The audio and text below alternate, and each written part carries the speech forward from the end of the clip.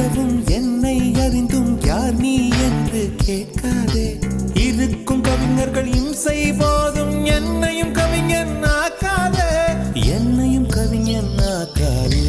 குல்மோகர் மலரே குல்மோகர் மலரே கொல்ல பார்க்காதே. உன் துப்பட்டாவில் என்னை கட்டி தூக்கில் போடாதே, தூக்கில் போடாதே, தூக்கில் போடாதே.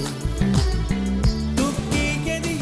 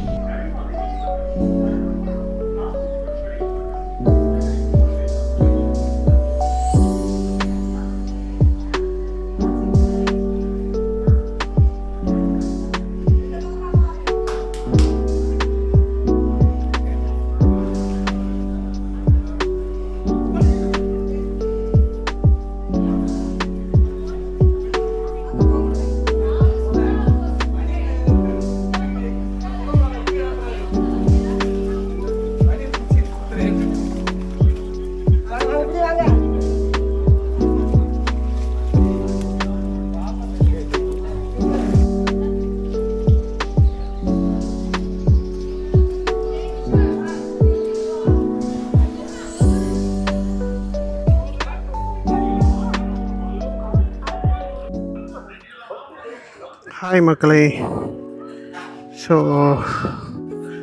தேவிப்பட்டினத்தில் இருக்கோம். சாமியை பார்த்தாச்சு. அது கடலில் கல் இருக்குதுங்க. நான் கீழெல்லாம் இறங்கலை, ஏன்னா நான் அடுத்து பிள்ளையார்பட்டி போகணும். ஆக்சுவலாக வந்து என்ன ஆச்சுன்னா உடம்பு சுத்தமாக முடியாமல் போயிடுச்சு. நேற்று போயிட்டு ஊசி போட்டு வந்துட்டேன்.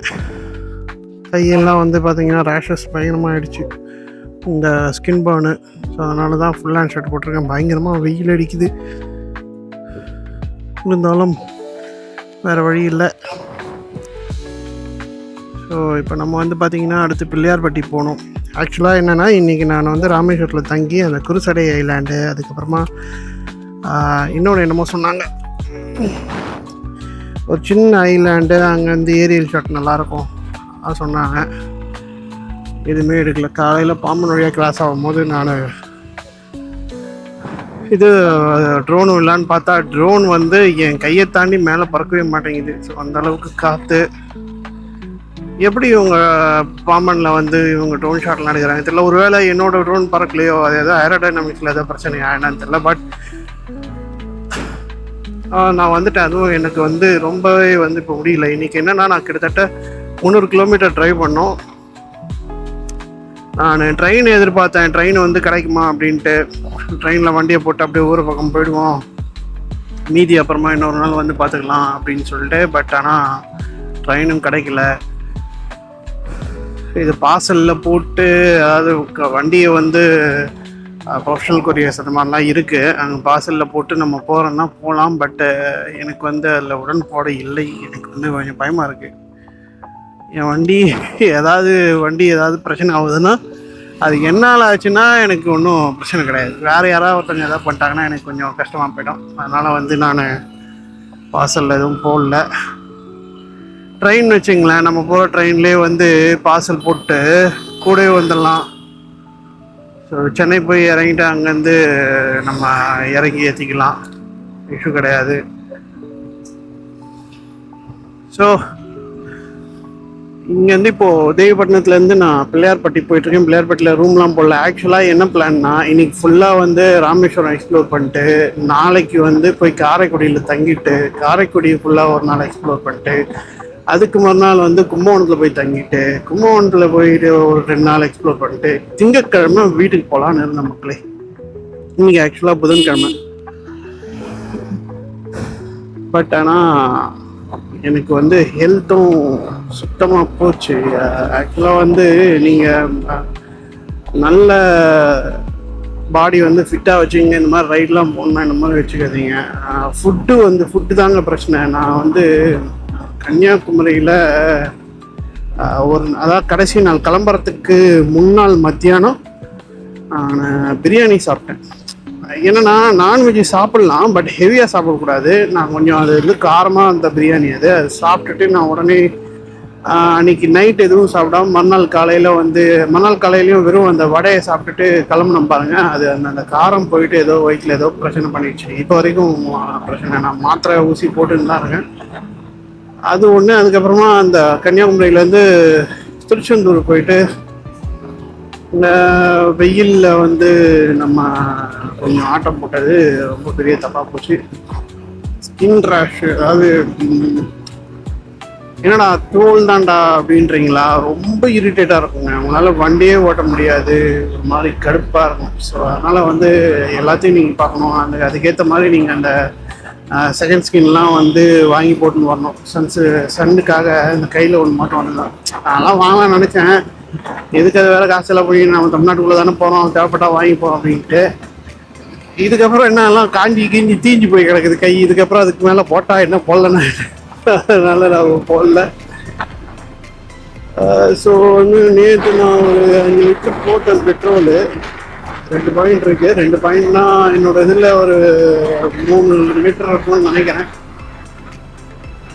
ஸோ அப்படியே பிள்ளையார்பட்டி போக வேண்டியதான். பிள்ளையார்பட்டியில் ரூம்லாம் எதுவும் போடல. நேராக போய் பிள்ளையாரை பார்த்துட்டு பால் அபிஷேகத்துக்கு பைசா மட்டும் கொடுத்துட்டு பால் அபிஷேகம் பார்த்துட்டு வந்துடணும். பிள்ளையார்பட்டிகளெல்லாம் வீடியோ எடுக்க முடியாது கண்டிப்பாக.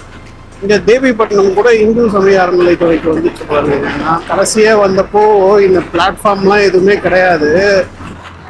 கட்டை கட்டி வச்சுருந்தாங்க. நான் 9 வருஷத்துக்கு முன்னாடி வந்தேன். நான் வந்து சின்ன பிள்ளையா இருக்கும்போது வந்தேன். ஒரு 15 வருஷத்துக்கு முன்னாடி வந்திருப்பேன்னு நினைக்கிறேன், தெரியல. அதுக்கப்புறமா ராமேஸ்வரத்தில் நிறைய சுற்றி பார்த்தது இந்த தடவை தான். அந்த ராமர் பாதம், அந்த கிருஷ்ணர் கோயில், தனுஷ்கோடி, திருப்புல்லானி, உத்தரகோசமங்கை. ஆக்சுவலாக வந்து வீடியோவில் பார்த்தீங்கன்னா உங்களுக்கு உத்தரகோசமங்கையும் தனுஷ்கோடியும் கிருஷ்ணர் கோயிலுக்குள்ளே போகிறது மட்டும்தான் அவங்களுக்கு போட்டிருப்பேன். பட் ஆனால் ஆக்சுவலாக நான் நிறைய பார்த்தேன், என்னால் வீடியோ எடுக்க முடியல. ஏன்னா வந்து ராமேஸ்வரம் கோயிலே வந்து வெளில பார்த்தா போர்டு பார்த்தா யாரும் போகக்கூடாது போச்சு. சரி நம்ம இன்னைக்கு காலையில் போய் வீடியோ எடுக்கலாம் அப்படின்னு பார்த்தா இன்னைக்கு காலையில் பார்த்தா கரெக்டாக எல்லாம் செக் பண்ணுறாங்க. நான் நேற்று போகும்போது யாருமே செக் பண்ணல. எல்லாம் ஃபோன் எடுத்து உள்ளே போயிட்டு இந்திக்கார ஃபேமிலிலாம் செல்ஃபி எடுக்குது, வீடியோ எடுக்குது. எவனோ ஒருத்தன் பேக்ரவுண்டில் வாய்ஸ் வேறு கொடுத்துட்ருக்குறான். ஆனால் பாய்ங்களா அப்படின்னு நினச்சேன். இன்னைக்கு எல்லாம் போய் பார்த்தா எல்லாம் செக் பண்ணுறாங்க. இன்னைக்கு மட்டும் கரெக்டாக இருக்காங்க. என்னடா இது, சரி ஓகே நம்ம எடுக்கக்கூடாதுன்னு நம்புறாங்க. சரி ஓகே அப்படின்னு சொல்லிட்டு சரி ட்ரோன் ஷாட்டாவது கோயில் எடுப்போம் அப்படின்னா நெட்டில் சர்ச் பண்ணி பார்த்தேன். அது ஏதோ ஆகம விதிப்படி தப்பு அப்படின்னு போட்டிருக்கு. சரி ஓகே நம்ம பாட்டி எடுத்துட்டு அதில் ஏதாவது கேஸ் ஆகிட போகுது, இன்னும் சும்மா ஒரு ஜாலிக்கு போயிட்டுருக்கோம், பரிகாரத்துக்கு வேறு போயிட்டுருக்கோம், இதில் ஏதாவது ட்விஸ்ட் ஆகிட போகுது அப்படின்னு சொல்லிட்டு நான் எதுவும் பண்ணலை. ஸோ பாடி அடித்து போட்ட மாதிரி வலிக்குதுங்க. நைட்டு தூங்கினேன், இருந்தாலும் வந்து அந்த தூக்க கலக்கமாகவே இருக்குது எனக்கு. இங்கேருந்து திருச்சிக்கு வந்து எவ்வளோ கிலோமீட்டர் போட்டிருக்கு, 170 சம்திங் வருதுன்னு நினைக்கிறேன், தெரியல. பாருங்க உப்பளங்கள்.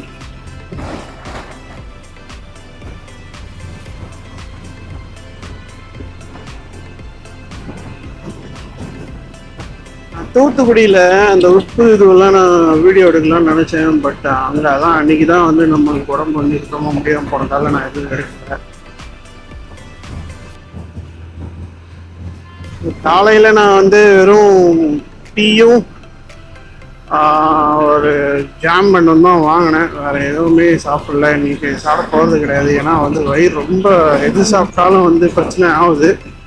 அதனால் இந்த மாதிரி ஜூஸு இது மாதிரி லிக்விட் ஐட்டமாக தான் சாப்பிட போகிறேன். முன்னாடி போயிடுவோம். ஸோ கீப் வாட்சிங் மக்களே. அடுத்து ஏதாவது இன்ட்ரெஸ்டிங்காக வந்ததுன்னா நான் வீடியோ போடுறேன், கண்டினியூஸாக பாருங்கள். பிள்ளையார்பட்டி போயிட்டு வெளிலேருந்து வீடியோ போட்டுருவேன். உள்ளே போக மாட்டேன். உள்ளே போயிட்டு வீடியோ எடுக்க மாட்டேன். உள்ளே போவேன், வீடியோ எடுக்க மாட்டேன். குளங்கள்லாம் நிறையா இருக்குது. ஸோ பார்த்துக்கிட்டே இருங்க மக்களே.